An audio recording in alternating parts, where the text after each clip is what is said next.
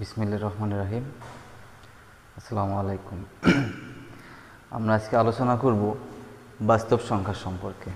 নবম দশম শ্রেণীর প্রথম অধ্যায় হচ্ছে বাস্তব সংখ্যা। এই বাস্তব সংখ্যা আমরা সম্পর্কে একটু জানব। বাস্তব সংখ্যা জানার আগে আমরা প্রথমত জানব হচ্ছে স্বাভাবিক সংখ্যা। স্বাভাবিক সংখ্যা এটা ন্যাচারাল নাম্বার, একে এন দ্বারা প্রকাশ করা হয়। স্বাভাবিক সংখ্যাগুলো কি কি?